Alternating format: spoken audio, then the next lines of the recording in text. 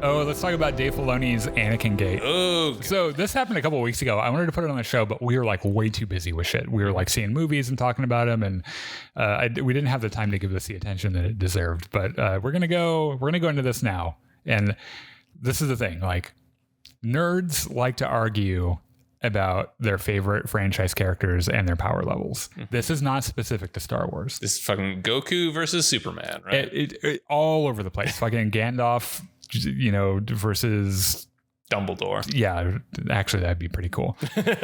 Or just within the franchise itself. I don't think that's off topic. Nerd.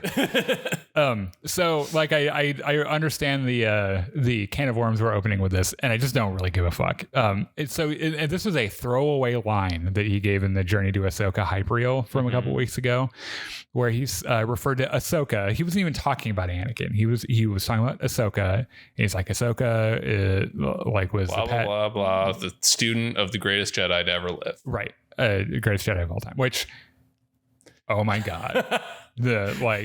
First off, he knew exactly what he was saying. He knew exactly what this was going to do. Also, like, I'm sure that this is an opinion he has, that that's how he sees it. Sure. And I vehemently disagree. And I know that a lot of people will vehemently disagree with me, which is why this is kind of fun, because I'm right and you're wrong, of course. But we're going to talk about it a little bit. So this is, there are videos out there like, oh, Dave Filoni divided the Star Wars fan base, and it's like, no, he didn't. Just like, this is the nerdy shit that people like to talk about. They like to fight over. The cool thing to talk about is which character would win in a fight. What isn't fun to talk about is whether or not Star Wars is too woke, or your any given opinion on Rose Tico in The Last Jedi, which are things I just do not give a fuck about any day, anytime. Get off my fucking lawn, right? Mm-hmm. This shit though, sign me up, and we will have these debates because I fucking love it. So, supporting evidence, for Anakin being the greatest Jedi of all time. Chosen One prophecy, which misread could have been, as we know. Midi-chlorian count. In fact, I'm not aware of any Jedi that had a midi-chlorian, an M count higher than Anakin's, because they never addressed it again, because midi-chlorians generally was a bad idea anyway, and they're like, oh, people didn't like that, we're going to get away from that. He killed Darth Sidious, but not really. Mostly. Yeah. Partially. That is an entire other can of worms about that sacrifice and whether or not it was made. He killed Count Dooku. Actually. Yeah. He really died. Yeah. He cut the fuck off his head. And was a war hero. It was a great warrior, right? Here's some defeating evidence for him being the greatest Jedi. He lost a 1v1 with Obi-Wan. Arguably, he lost 2. Like his record versus Obi-Wan is what? What are you talking about? 1 loss. 2 loss in Obi-Wan, 3. Oh, okay. He's 1 and 3 versus Obi-Wan. So when I refer to Anakin, I'm talking about pre-Darth Vader. Okay. Because and we'll get to why. Pre-suit or pre-Vader? Pre-suit.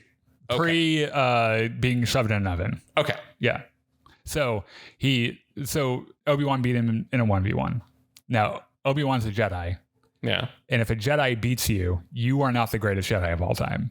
Well, at that point, he was also a Sith, right? Okay, yeah. I get it. And also, you have to ask the question: is your ability to win a fight, does that make you a better Jedi? When we know Yoda would argue no, right? So, this is so subjective. He fell to the dark side. Okay.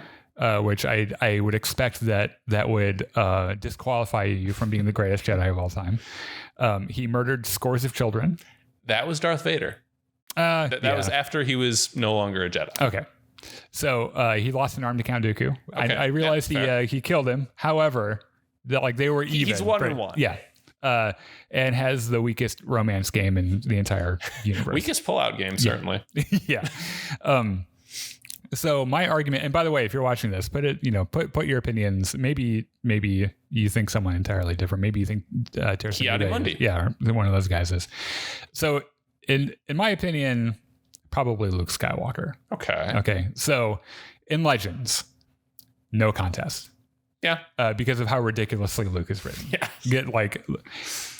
I went and did some research today. I was like, okay, so what are some stories I remember about Luke Skywalker? He froze an entire room during a food fight. Okay.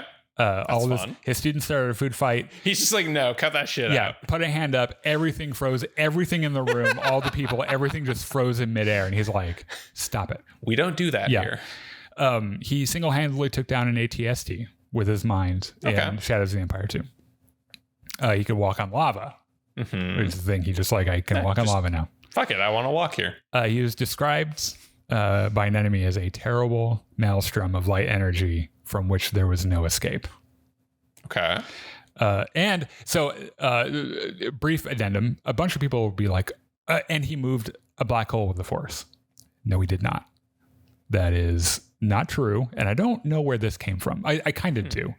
There's a story where he uses the Force to escape a stellar phenomenon that was kind of like a black hole, but comparing it to a black hole is like comparing a little toy truck to a literal dump truck. And so he did move a black hole. He escaped from something that was a very, very weak black hole-esque stellar phenomenon. Okay. So if you're out there on fucking Reddit, like, he moved a black hole with the Force, he did not. That is not true. So in canon, he's still overwhelmingly dangerous, right? Like they rightfully, I believe, pull him back a little bit because in canon it just spirals into just absurdity, right? Because all the writers were different, and they had to keep escalating his power set and everything. And it's like, oh, he's got to do something cool now. Like he's got to do something cooler than the last time, and it just like grows into this unbelievable. Like this isn't fun anymore. We get it. Luke is literally the god of this universe. However, in canon, still does some pretty crazy shit, right? You could point to any one of his, like his ability to fight, his connection with the Force. I would argue that his ability to cut himself off from the Force was actually kind of crazy. Yeah. And because we know that he's like, it was really hard for him given how connected to the Force he was. And I don't care what you feel about Last Jedi. I'm just tired of talking about it. His thing at the end was insane. Like, just astral project yourself across the entire galaxy. Yeah. And it's like, he fooled a fucking droid. Like a droid was like, that's a living thing. And he's like, no, nope. I'm not. Now, I know that you might say the whole Ben Solo thing is a point of contention, right? Okay, sure. Because if you believe Ben or Kylo, who is an unreliable narrator, he was going to murder him and he just barely escaped what honestly happened. And that's like, they saw that, everyone sees that scene and they're like, that's what literally happened. And it's like, no, that's what Kylo thinks happened. Yeah. What really happened was that he thought about it in very Luke fashion, very true to his character. Fucking impulsive as fuck Luke Skywalker was like, oh, I might do this. Like, this might be the best way to do it. And it was like, wait a second. This is fucked up. Yeah. Put Anakin in the same situation. Anakin just fucking murders him. Anakin looks down. No hesitation. Blup. Yeah. He's like, and I've saved the whole galaxy. You can thank me now, right? Peace. Yeah. Freedom. Yeah. Now, the argument that I've heard about this is Anakin would have easily been the most powerful person in the galaxy if he hadn't turned to the dark side. Okay. But he did turn to the dark side. And that, to me, is the one disqualifying thing where you cannot be the greatest Jedi that ever lived or that will ever live. Because Luke, in both canon and Legends, more so in Legends, suffered as much as Anakin. And he still didn't fall to the dark side. Except for that one time he did. Yeah.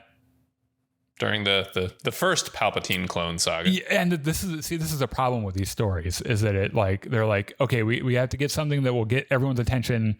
Oh my God, Luke fell to the dark side. Right. And but then they lampshaded it. They're like, oh, he didn't really. He was just doing it to, get in and all that other bullshit. In canon, despite having good reasons, or at least reasons that Anakin would have been like, oh, I'm on the dark side now. Instead of doing that, exiled himself to protect the universe, which I think is despite him hating being a Jedi and despite him thinking that it was all stupid, is like the most metal Jedi shit in the world, right? Yeah.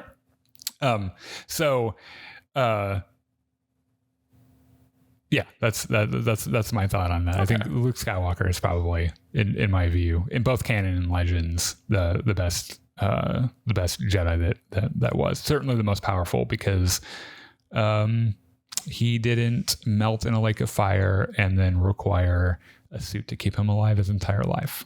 That significantly reduced his ability to access the Force. Don't forget that the whole, melting in a lake of fire thing happened because of Anakin's own hubris. Yeah, it's like that stick in the bike. He's like, meme. Wait a minute, you have the high ground, huh? I can totally fight you. Oh no, I can't. Yeah. So let us know what you think in the comments. What do you think? Off the top of your head. Yeah, I'd go with Luke. I think Mace Windu is a fun idea. But not really. I don't think has a lot to support. However, he was kind of a badass, and I like Sam Jackson a lot. So I'd be like, I get why you would think that. Yeah, and it doesn't offend me.